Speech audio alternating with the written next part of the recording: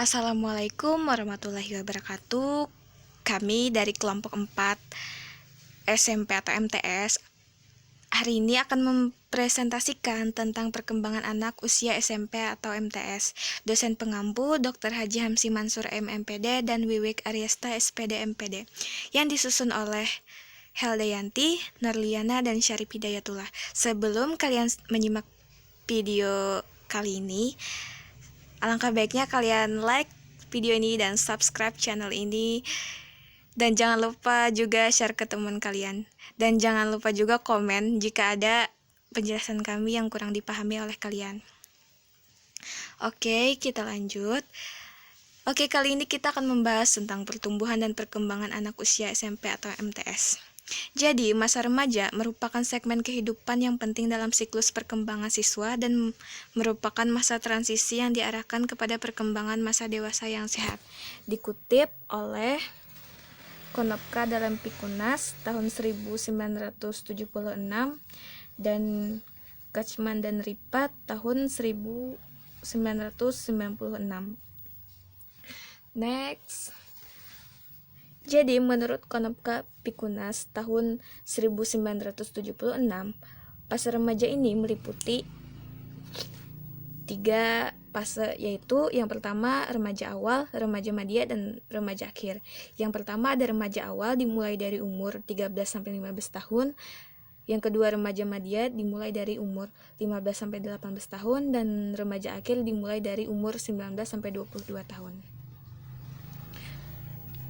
Next, kondisi-kondisi yang mempengaruhi masa remaja yaitu ada keluarga, gangguan emosional, jenis kelamin, sosial ekonomi, dan kesehatan psikologis. Yang pertama, pengaruh dari keluarga. Pengaruh keluarga meliputi faktor keturunan, karena faktor keturunan seorang anak dapat dilihat dari tinggi atau besarnya anak. Jika ayah dan ibunya atau kakeknya tinggi dan besar, maka anak akan menjadi seperti itu. Begitu pula sebaliknya. Terus yang kedua ada gangguan emosional. Anak yang sering mengalami gangguan emosional menyebabkan berkurangnya pembentukan hormon pertumbuhan di kelenjar pituitari. Bila terjadi hal demikian, pertumbuhan awal remaja terhambat dan tidak tercapai berat tubuh yang seharusnya. Terus yang ketiga ada jenis kelamin.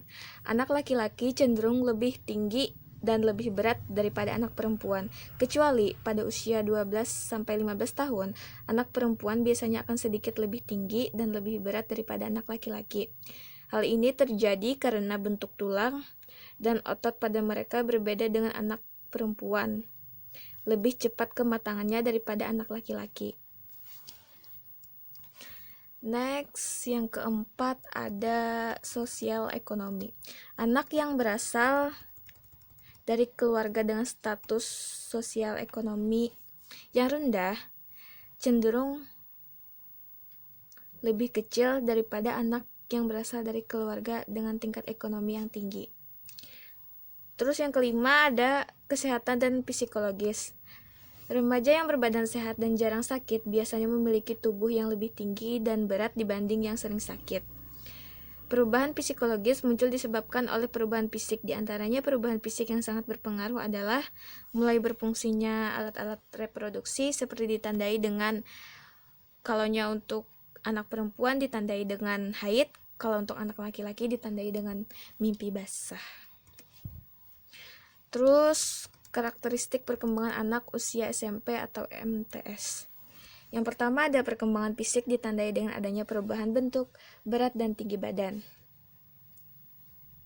Yang kedua ada perkembangan intelektual ditandai dengan kemampuan mengingat informasi yang cukup kuat berkembang pada usia ini. Jadi di umur-umur anak usia SMP atau MTS itu daya ingatnya lebih kuat.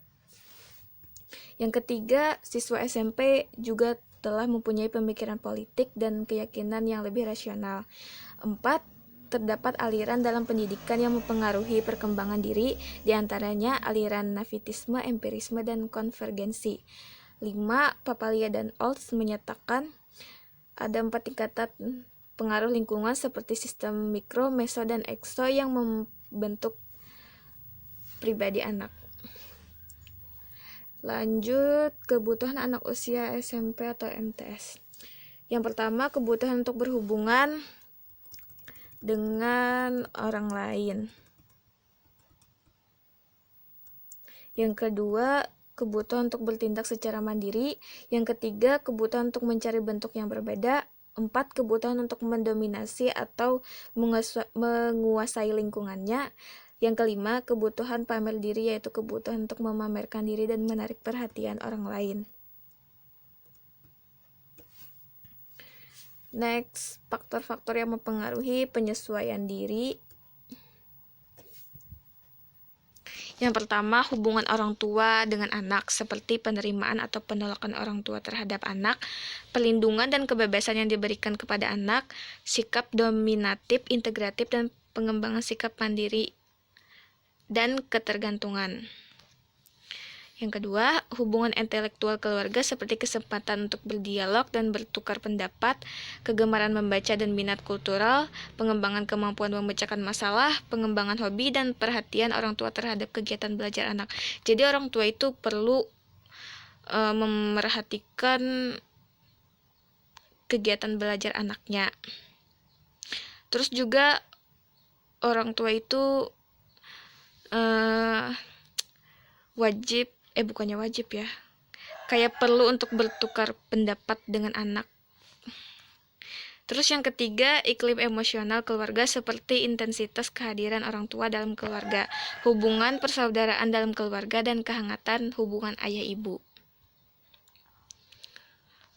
Next. Nah, ini adalah contoh video pembelajaran di kelas SMP atau MTS untuk meningkatkan hubungan terhadap teman atau guru dan memberikan semangat atau motivasi terhadap kegiatan pembelajaran anak. Selamat menonton!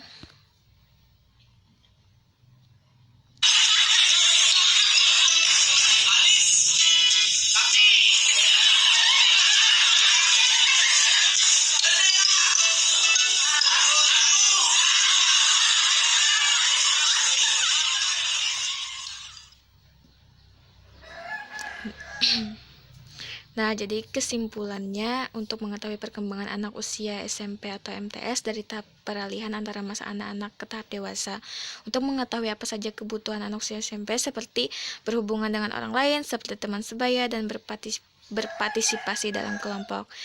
Sekian presentasi kami pada hari ini. Salah hilap mohon maaf. Wassalamualaikum warahmatullahi wabarakatuh.